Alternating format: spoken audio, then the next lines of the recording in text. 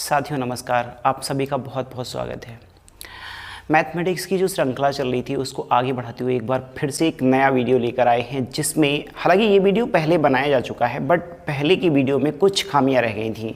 जैसे कि बोर्ड पे चमक पड़ रही थी तो सवालों का प्रॉपर ना दिखाई देना। उस इश्यू को दूर करने के लिए उन सवालों को हम फिर से पुनः सम्मिलित करेंगे तथा इसमें कुछ नए सवाल भी ऐड करेंगे, जैसे प्रथमानुपाती, मध्यानुपाती, चतुर्थानुपाती, इस तरीके के जो फार्मूले हैं उनका भी समायोजन इसमें किया जाएगा। तो कुल मिला के वीडियो जो है वो काफ़ी हेल्पफुल है। चलिए देखते हैं इस तरीके से। एक्सरसाइज शुरू करने से पहले मेरा मानना ये है कि जो भी टॉपिक हम पढ़ने जा रहे हैं उसका हमें बेस पता होना चाहिए, हमें बेस क्लियर होना चाहिए। तो सबसे पहले ये जो दो शब्द हैं अनुपात और समानुपात, इन दो शब्दों को हम थोड़ा सा समझ लेते हैं। बस 1 मिनट का समय लेंगे, इसके बाद जो भी सवाल हैं और जो भी ट्रिक्स हैं उनको हम यहाँ पे ऐड करवाएंगे। देखिए सबसे पहले बात करते हैं हम रेशियो की। रेशियो को हम इस तरीके से लिख सकते हैं जैसे A अनुपात B, अर्थात A और B दो पूर्णांक संख्याएं हैं और इनको हमने अनुपात में लिख दिया। मतलब हम कह सकते हैं जैसे ये 2 अनुपात 3, दो पहली संख्या A हो गई और दूसरी संख्या B हो गई, तो इनमें एक निश्चित अनुपात होगा। अब देखिए किस तरीके से, ये 2 अनुपात 3 था और अगर मैंने बाहर इसके 6 लिख दिया तो जिस अनुपात में पहली संख्या बढ़ेगी उसी अनुपात में दूसरी संख्या बढ़ेगी। अर्थात 6 दूनी 12 और 6 तियां 18। अभी भी इनका अनुपात चेंज नहीं हुआ है, यहाँ पे वैल्यू जरूर चेंज हो गई, इसका मान चेंज हो गया है। 2 से 12 हो गया है, 3 से 18 हो गया है। तो 2 से 12 होने का मतलब 2 छंगे 12 और 3 से 18 होने का मतलब 3 छक्के 18। अर्थात उसी अनुपात में ये संख्याएं भी बढ़ रही हैं। तो अनुपात का हमारे जीवन में बड़ा उपयोग है। ऐसे ही अगर हम समानुपात को समझें, समानुपात, तो सबसे पहले समानुपात का हमें चिन्ह पता होना चाहिए। समानुपात का चिन्ह कुछ इस तरीके से होता है। अब इसका यूज़ कैसे करते हैं, जैसे मान लेते हैं हमारे पास दो संख्याएं हैं, एक संख्या A अनुपात B और एक संख्या हम लिख देते हैं C अनुपात D। और जाहिर सी बात है कि इसमें भी अनुपात का चिन्ह लगा हुआ है, तो इनमें भी आपस में कोई ना कोई निश्चित अनुपात होगा। अगर हम ये कहें कि ये दोनों समानुपात में हैं तो इनमें एक निश्चित पैटर्न अवश्य होगा, और वो क्या होना चाहिए वो हम यहाँ पे समझाने का प्रयत्न करेंगे। देखिए इस अवस्था में इनकी जो मध्य संख्याएं होती हैं, इन संख्याओं का गुणनफल और इनकी बाह्यतम संख्याओं का गुणनफल आपस में इक्वल हो जाता है। अर्थात हम इसको लिख सकते हैं A क्रॉस D इक्वल हो जाएगा B क्रॉस C। हम इसको इस तरीके से लिख सकते हैं। अब हम इसको एग्जाम्पल के माध्यम से समझ लेते हैं। चलिए, हमारी पहली जो संख्या वो 2 अनुपात 3 है और दूसरी जो संख्या है वो 12 अनुपात 18 है, और ये दोनों समानुपात में हैं। और ये बात कैसे पता चलेगी, एक बात और बता दूं आपको, जब भी संख्या अनुपात में लिखी हुई थी तो हम इसको A/B करके भी लिख सकते हैं, यानी रेशियो कभी भी इस तरीके से चेंज किया जा सकता है। तो हम इसको इस तरीके से लिख सकते हैं, जो समानुपात होता है वो बराबर में चेंज हो जाता है और 12/18 हो जाएगा। अब देखिए यहाँ पे गुणा कर लेंगे, क्योंकि बजरुड़ा हो जाती है, तो 18 दूनी 36 हो जाएगा और 12 तियां कितना हो जाएगा, 36 हो जाएगा। अगर दोनों संख्याएं समानुपात में हैं तो इनका जो सॉल्यूशन होगा वो आपस में इक्वल आएगा, और यहाँ पे ये दोनों संख्याएं क्या हैं, आपस में समानुपात में हैं। अब हम इसको इस वाले फॉर्मेट से भी देख लें। कहा कि मध्य पदों का गुणनफल और बाह्य पदों का गुणनफल इक्वल होता है, तो ये देखिए ये रहे इसके मध्य पद और ये रहे इसके बाह्य पद, और यहाँ पे देखिए 2 और 18 की गुणा कराएंगे तो 18 दूनी 36 और 12 तियां 36, यानी बाह्य पद और मध्य पद दोनों आपस में इक्वल हैं, तो संख्याएं क्या कहलाएंगी, समानुपात में कहलाएंगी। तो बस ये छोटा सा बेस था, और जो कि हमें समानुपात पढ़ते समय ये बात हमें पता होनी चाहिए। अब हम अपनी सवालों पे आ जाते हैं। यहाँ पे दे रखा है A अनुपात B 2 अनुपात 3 है, तो यहाँ पे A अनुपात B को हम लिख लेते हैं 2 अनुपात 3, और फिर दे रखा है B अनुपात C 3 अनुपात 4 है।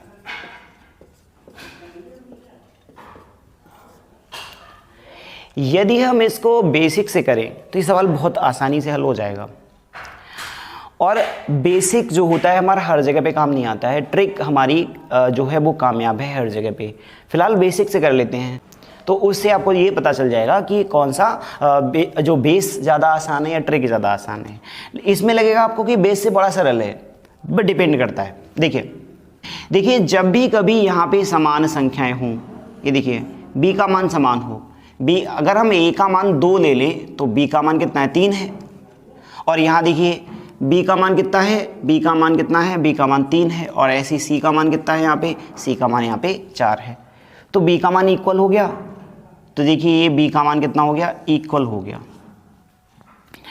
तो जब b का मान इक्वल हो गया तो a कितना हो जाएगा, a हो जाएगा 2, b का मान इक्वल हो ही गया है, b का मान कितना हो गया 3, और c का मान कितना हो गया 4। हमें चाहिए क्या था, हमें चाहिए था a अनुपात b अनुपात c, ये चाहिए था।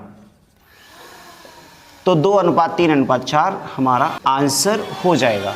तो चलिए इस सवाल को ट्रिक से करते हैं। देखिए ट्रिक से करने के लिए क्या है, बस हमें निकालना है a अनुपात b अनुपात c। तो हमें क्या करना है, a अनुपात b अनुपात c को लिख लेना है, और इसके बाद में a अनुपात b जितना आपको दे रखा है उसको हम वहाँ पे लिख लेंगे। तो a अनुपात b इतना हो गया, b अनुपात c कितना दे रखा है 3:4। तो हम इसको b अनुपात c की जगह पे हम लिख लेंगे 3:4 बस।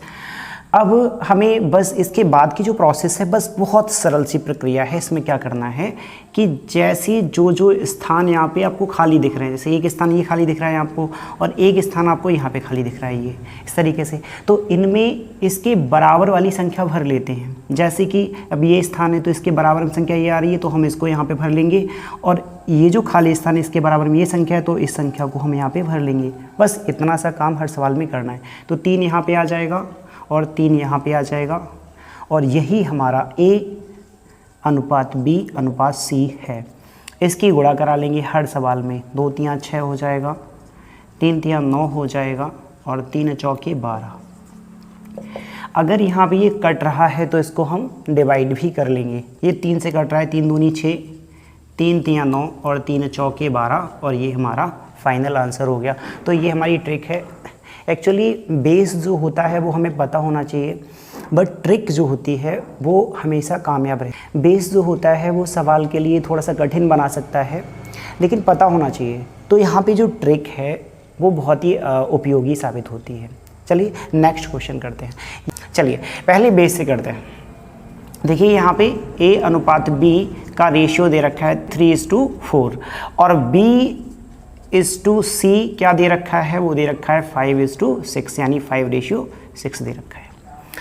अब पिछले सवाल में क्या हुआ था, यहाँ पे देखिए b की वैल्यू जो है वो समान है, b समान है, बट यहाँ पे वैल्यू समान नहीं है, अर्थात 5 और 4 को हमें इक्वल करना पड़ेगा। ये बेस के अंतर्गत आता है। तो हम क्या करें, 5 और 4 को इक्वल कैसे करें। देखिए किसी दो संख्याओं को अगर इक्वल करना है तो उनका एलसीएम लेना ही एक आसान तरीका हो सकता है। तो आप क्या करिए, 5 और 4 का एलसीएम लीजिए, और जिनको आप पता है एलसीएम कितना आएगा, 20 आएगा। कैसे आएगा, देखिए 2 से 5 नहीं कटेगा, 2 दूनी 4, 2 से 5 नहीं कटेगा, 2 एकम 2, और 5 से 5 कट जाएगा, 5 दूनी 10 और 10 दूनी 20। तो एलसीएम 20 हो गया। अब हमें 4 की जगह पे 20 बनाना है, तो क्या करें, 5 से गुणा कर दें, और यहाँ 5 की जगह पे 20 बनाना है। क्यों, b, और आप यहाँ देखिए b और b, तो यहाँ पे देखिए 4 और 5, तो हमें यहाँ पे 20 बनाना है। तो क्या कर दें, हम 4 से गुणा कर दें, और देखिए वैल्यू कितनी हो जाएगी, 5 3 हो जाएगा 15, 5 चौके हो जाएगा 20, और यहाँ देखिए कितनी वैल्यू है, 4 पंजे 20, और 4 छंग 24। और अब देखिए ये पिछले वाले सवाल के जैसा बन गया है। a की वैल्यू कितनी हो गई है, 15, और b यहाँ पे और यहाँ पे सेम है, और यहाँ भी सेम है, तो b की वैल्यू कितनी हो जाएगी, 20, और c की वैल्यू हो जाएगी 24। अर्थात a कितना हो गया, 15, b हो जाएगा 20 यानी 20, और c हो जाएगा 24। इस तरीके से हमें चाहिए क्या था, a:b:c चाहिए था, हो जाएगा 15:20:24। अगर ये कट रहा होता है तो काट लेते हैं, नहीं कट रहा है तो हमारा यही फाइनल आंसर हो जाएगा, और ये किसी से नहीं कट रहा है तो ये हमारा आंसर हो जाएगा। तो इस सवाल को हम ट्रिक से करते हैं। देखिए ट्रिक में करने के लिए क्या करना होता है, आपको a:b:c लिख लीजिए, और जो वैल्यू आपको दे रखी है वो लिख लीजिए। ab कितना दे रखा है, 3:4 दे रखा है। BC कितना है 5:6, तो BC की जगह लिखिए 5:6 और फिर क्या करना है, अभी बताया था जहाँ पे खाली जगह होगी बराबर वाली संख्या भर लेंगे तो यहाँ पे 4 आ जाएगा, और ये खाली जगह है इसके बराबर वाली संख्या भर लेंगे कितना आ जाएगा, 5 आ जाएगा, और फिर इनकी गुणा कर लीजिए और यही हमारा A/B/C होगा। 3 पंजे हो जाएगा 15, 4 पंजे हो जाएगा 20 और 6 चौके हो जाएगा 24। अगर ये किसी से कट रहा हो तो काट लीजिए, अन्यथा हमारा यही आंसर है, और ये नहीं कट रहा है तो हमारा ये आंसर हो जाएगा। चलिए हम नेक्स्ट क्वेश्चन देखते हैं, और वो जो है वो टाइप 3 है। टाइप 3 में एक्चुअली क्या है कि हमें कई सारे पद दे रखे हैं और उनका एक साथ हमें रेशियो निकालना है। अब बेस से नहीं करेंगे, अब सीधे ट्रिक कर रहे हैं। देखिए A/B/C/D ये दे रखा है, और जो भी दे रखा है उसकी वैल्यू वहाँ पे रखते जाइए। 2:3 और BC की वैल्यू कितनी है 3:4, CD की वैल्यू है 5:6, और जितनी जगहें छूट गई हैं वहाँ पे हमें क्या करना है, बराबर वाली संख्या को लिख लेना है। तो यहाँ पे कितना आ जाएगा, 4 आ जाएगा। यहाँ देखिए इसके बराबर में कितना आ जाएगा, 3 आ जाएगा। अब कितनी संख्याएं छूटी हैं, अब देखिए 3 के बराबर में कितना आ जाएगा, 3 आ जाएगा, और इस 3 के बराबर में कितना आ जाएगा, 3 आ जाएगा। इस 5 के बराबर में कितना आ जाएगा, 5, और इस 5 के बराबर में कितना आ जाएगा, 5 आ जाएगा। बस संख्याएं भर गई, और यही हमारा A/B/C/D है। कि गुणा कर लीजिए, 2 × 6 पंजे 30, 3 × 9 पंजे 45, 3 चौके 12 पंजे 60, और 3 चौके 12, 12 छंग 72। अगर ये किसी से कट रहा है तो काट लीजिए, अन्यथा हमारा यही आंसर हो जाएगा। तो 3 से काट लीजिए, 3 एकम 3, 3 15 45, 3 दूनी 6, और 3 एकम 24 × 72। ठीक है, तो इस तरीके से हमारा ये आंसर हो जाएगा, और अब तो नहीं कट रहा है। ठीक है, यही हमारा A/B/C/D है। बस अब जो सवाल करने वाले हैं उसमें हम आपको समझाएंगे प्रथमानुपाती, मध्यानुपाती, तृतीयानुपाती और चतुर्थानुपाती। तो सबसे पहले समझते हैं ये जो प्रथमानुपाती, मध्यानुपाती या तृतीयानुपाती है ये एक्चुअल में होता क्या है। तो देखिए यदि दो संख्याएं आपस में अनुपात में लिखी हुई हैं A/B, और दो संख्याएं ये आपस में अनुपात में लिखी हुई हैं, तो इन संख्याओं में आपस में कोई ना कोई अनुपात है और इन संख्याओं में आपस में कोई ना कोई अनुपात है। अगर इन दोनों में जो अनुपात है वही अनुपात इनमें है तो ये आपस में समानुपात में कहलाएंगी। इस बात को आपको ध्यान अभी समझना होगा, हम आपको इसको क्लियर कराएंगे क्या कहने का मतलब है। इन संख्याओं में जो आपस में अनुपात है यदि वही अनुपात इनमें है तो ये आपस में समानुपात में होंगी। और समानुपात में होने का जो रूल है या शर्त है, कंडीशन है, वो क्या है, इनके जो मध्यपद, ये मध्यपद कहलाते हैं, इनको हम मध्यपद कहते हैं, मध्यपद, और ये इसके बाह्य पद कहलाते हैं, ये बाह्य पद, बाह्य पद। तो मध्यपद और बाह्य पद का जो गुणनफल होता है, इनका गुणनफल और बराबर होता है बाह्य पद का गुणनफल। ये बराबर होता है यदि संख्याएं आपस में समानुपात में हैं तो कितना हो जाएगा, B/C इक्वल हो जाएगा A/D के। बस ये हमारा समानुपात में होने का संबंध है। फिर ये जो संख्याएं हैं ये हैं कौन कौन, ये जो हमारा है ये क्या कहलाएगा, ये हमारा प्रथम अनुपात कहलाता है, इसको हम प्रथम अनुपात कहते हैं। इसी प्रकार ये हमारा क्या कहलाएगा, ये हमारा द्वितीय अनुपात कहलाएगा, ये तृतीय अनुपात है, और इसी प्रकार ये जो है आपका चतुर्थ अनुपात है। तो जब हमारे पास चार संख्याएं उपलब्ध हैं तो प्रथम, द्वितीय, तृतीय और चतुर्थ अनुपातों को हमने पता कर लिया। ऐसा भी हो सकता है A/B/C करके संख्याएं हमें दे दी जाएं तो इन संख्याओं का क्या मतलब निकलता है। देखिए ए अनुपात बी हमसे ये कहता है कि हमारा ए अनुपात बी है, और बी अनुपात सी हमसे क्या कहता है, बी अनुपात सी है। अर्थात ए का अनुपात बी के साथ है और बी का अनुपात सी के साथ है। तो हम इनको इस तरीके से लिख सकते हैं। और जब हम इस तरीके से लिखते हैं तो वो रूल कहता है कि आपस में किस तरीके से समानुपात में कहलाएंगे। तो ये जो है हमारे क्या कहलाएंगे, ये हम जानते हैं वहाँ से मध्य पद कहलाते हैं, और ये क्या कहलाते हैं, बाह्य पद कहलाते हैं। तो ये जो हैं इनका ही मध्यानुपात निकलता है। ये प्रथमानुपात है, ये मध्यानुपात है, और ये तृतीय अनुपात, प्रथम मध्यम और ये क्या हो जाएगा, तृतीय अनुपात कहलाएगा। और ये आपका प्रथम अनुपात है, प्रथम अनुपात। तो यहां से हमारा मध्यानुपात का एक फार्मूला बन जाएगा, क्या, B क्रॉस B हो जाएगा, बराबर हो जाएगा A क्रॉस C। किस नियम से, कि मध्य पदों का गुणनफल और बाह्य पदों का गुणनफल कर लीजिए। तो यहाँ पे मध्य का गुणनफल कर लेंगे और बाह्य का गुणनफल कर लेंगे, यानी हो जाएगा A क्रॉस C।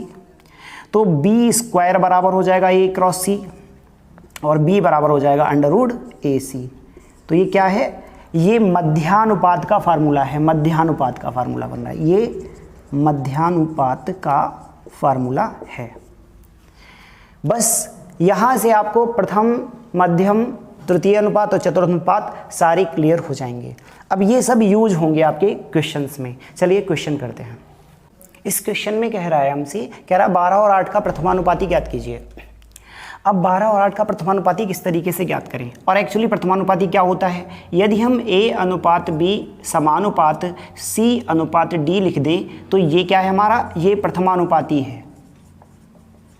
क्लियर है, अभी बताया था। तो इस तरीके से अब हमें प्रथमानुपाती ज्ञात करना है, अर्थात ये पद तो हमको पता नहीं है, एक बात क्लियर है, ये पद हमको नहीं पता, ये निकालना है। अर्थात ये पद हमारा हो जाएगा x, फिर अनुपात। अब 12 और 8 का प्रथमानुपाती निकालना है, तो x, अब ये दूसरा पद हो जाएगा, ठीक है, ये दूसरा पद हो जाएगा, यानी हमारा कितना हो जाएगा 12। तो x का रेशियो 12 के साथ हो गया है। अब 12 का रेशियो 8 के साथ भी है, तो हम इसको किस तरीके से लिखेंगे, समानुपात में लिखेंगे, 12 अनुपात 8, इस तरीके से लिखेंगे। अब क्या कर देते हैं, मध्य पदों का गुणनफल कर लीजिए और बाह्य पदों का गुणनफल कर लीजिए, यानी हो जाएगा x क्रॉस 8 बराबर हो जाएगा 12 क्रॉस 12, यानी 12 गुणा 12। x का मान निकालेंगे तो कितना हो जाएगा, 12 गुणा 12 बटे 8। 12 12 144 भी कर सकते हैं, बट गुणा से हमेशा बचिए सवाल को हल करते समय। तो देखिए 4 दूनी 8 और 4 तियाँ 12 और 2 छंगे 12 और 6 तियाँ हो जाएगा 18। तो x बराबर हो जाएगा 18, ये हमारा प्रथमानुपाती है। अब नेक्स्ट क्वेश्चन करते हैं। क्वेश्चन कह रहा है कि 16 और 9 का मध्यानुपाती ज्ञात कीजिए। मध्यानुपाती को हमने अभी समझाया, यहाँ पे देखिए कि इस तरीके से संख्या लिखी है 3, तो ये हमारा प्रथमानुपाती, और ये जो b है वो इसके साथ रिलेशन में है, तो b का इसके साथ भी रिलेशन है, तो a का b के साथ रिलेशन है, b का c के साथ रिलेशन है। तो इस तरीके से ये हमारा मध्यानुपाती कहलाएगा। मध्यानुपाती का डायरेक्ट सूत्र भी बना लिया था, क्या बन जाता है, b बराबर होता है अंडर AC। अब ये हमारा 16 हो गया, ये 16 है, और इनके मध्य का क्या कह रहा है क्वेश्चन, कह रहा है इनके मध्य का अनुपात निकालना है। तो हमें पता नहीं है इनके मध्य में क्या आएगा, हम मान लेते हैं इनके मध्य में इधर आएगा x। तो 16 और 9 के मध्य में, यदि 16 और 9 के बीच में अगर x है तो इसका मतलब क्या हुआ, ये 16 और ये 9 इनके बीच में यदि ये है तो इसका रिलेशन इसके साथ है और इसका रिलेशन इसके साथ है। बात क्लियर हो रही है। तो 16 का रिलेशन x से है और x का रिलेशन 9 से भी तो है, तो समानुपात में हो जाएंगे ये x रेशियो 9। और इसके बाद हम क्या कर लेंगे, वही मध्य पदों का और बाह्य पदों का गुणनफल वाला फॉर्मूला लगा देंगे और हमारा ये सोल्यूशन आ जाएगा। तो कितना हो जाएगा, x गुणा x बराबर हो जाएगा 16 गुणा 9, x स्क्वायर बराबर हो जाएगा 16 गुणा 9। अब x का मान निकालेंगे तो कितना हो जाएगा, 16 गुणा 9। 16 का मतलब होता है 4 और 9 का मतलब होता है 3, यानी x बराबर हो जाएगा 12, और ये हमारा हो जाएगा 16 और 9 का मध्यानुपाती। अब अगर आप फार्मूला याद रख पाते हैं तो आप इसको याद कर लीजिए।